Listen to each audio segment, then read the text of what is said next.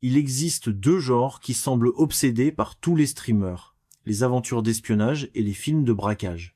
Le genre du super-espionnage est particulièrement attrayant car les intrigues peuvent être subtiles et les vieilles formules gagnantes peuvent être recyclées encore et encore. Tant que vos stars sont sympathiques et connues et que vous avez un bon réalisateur à la barre, les films d'espionnage font leur travail en tant que divertissement stupide. Il convient toutefois de noter qu'aucun de ces films d'espionnage en streaming n'a jamais lancé avec succès une franchise, et la plupart de ceux vus, comme The Gray Man, Red Notice, sont médiocres et jetables. L'intrigue de Back in Action est étrangement proche de celle d'un autre film d'espionnage en streaming sorti il part quelques mois à peine, Family Plan, avec Mark Wahlberg. Dans ce Back in Business, nous voyons un couple du style M. Et Madame Smith, Matt, Jamie Foxx et Emily, Cameron Diaz, qui survivent à peine à leur dernière mission et décident de prendre leur retraite une fois qu'ils apprennent qu'ils auront un enfant. 15 ans plus tard, ils sont parents en banlieue avec 2 enfants, McKenna Roberts et Ryland Jackson, qui les considèrent comme des baby-boomers ennuyeux. Les enfants, qui ne savent rien du passé de leurs parents, se retrouvent entraînés dans la confrontation avec leurs parents, dont le passé d'espion les a rattrapés au moment le plus inopportun.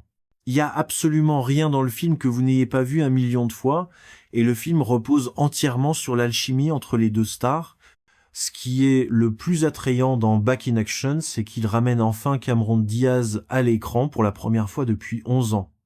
Elle a une belle allure, un visage détendu, et son talent d'actrice est tout à fait en phase avec le type de film, ayant beaucoup en commun avec ses 2 films Charlie's Angels et Night and Day, où elle a joué avec Tom Cruise. Jamie Foxx, qui a subi un accident vasculaire cérébral pendant le tournage, a également l'air superbe et très joyeux, puisque l'acteur est également chanteur. Il y a donc bien sûr des scènes où il chante en conduisant.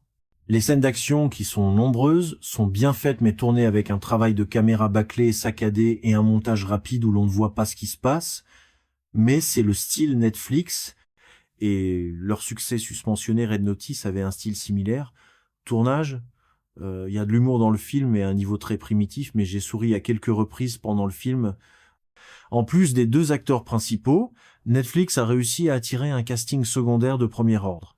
Andrew Scott, l'un des acteurs les plus doués de sa génération, ne joue pas, mais se contente d'être dans le cadre, bien sûr. C'est peu être ce qu'on lui demandait, mais il semble qu'il voulait être ailleurs, et ne pas apparaître dans ce film. Glenn Close, qui joue l'ex-mère espionne d'Emily, est un personnage très vivant. Elle est à la mode, élégante, créative et jeune. Et a même un petit ami beaucoup plus jeune, Jamie Demetriou, qui est un imitateur de Johnny English. Pourtant, comme de nombreux blockbusters Netflix en devenir, Back in Action est oubliable et s'inscrit parfaitement dans la catégorie des films que vous pouvez écouter en arrière-plan pendant que vous cuisinez ou faites défiler le fil d'actualité de votre smartphone. J'ai lu récemment un article selon lequel Netflix dégrade intentionnellement la qualité du contenu afin qu'il puisse être regardé en arrière-plan. C'est pas une information officielle, mais cela semble très plausible. Un bon divertissement pour une fois. Cameron Diaz et Jamie Foxx sont de retour en action, ce qui est une excellente nouvelle. J'espère que les 2 acteurs continueront à nous ravir avec leur travail d'acteur. Après une pause de 10 ans dans sa carrière, Cameron Diaz revient sur les écrans. Elle est de retour aux affaires. Dans le film Back in Action, symbolique, n'est-ce pas? L'intrigue est standard, classique, je dirais. 2 super agents qui ont pris leur retraite de leur carrière d'espionnage vivent une vie ordinaire. Mais le passé les rattrape et ils sont obligés de replonger dans le monde des poursuites, des combats, du sauvetage du monde et autres. Nous avons déjà vu tout cela à maintes reprises, rien de nouveau. Mais Back in Action n'est pas un prétendant au titre de meilleur film d'action de l'année.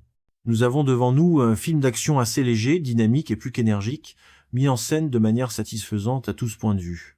Il y a des films, et ils sont assez nombreux, qui en les regardant vous font involontairement regarder votre montre de temps en temps et penser quand est-ce que le générique va enfin défiler.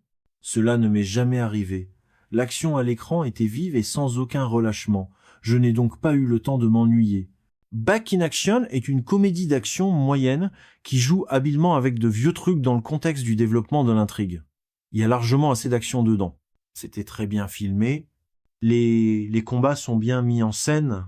Oui, on peut pas vraiment les qualifier de réalistes, mais à mon avis, les créateurs n'avaient pas pour objectif d'atteindre le niveau maximal d'authenticité. C'était intéressant. C'était amusant. Et c'est là l'essentiel.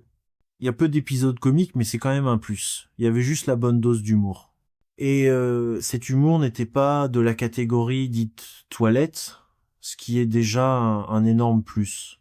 Cameron Diaz, Jamie Foxx, Glenn Close et d'autres acteurs ont joué exactement comme il fallait pour le film du segment de genre indiqué dans la description.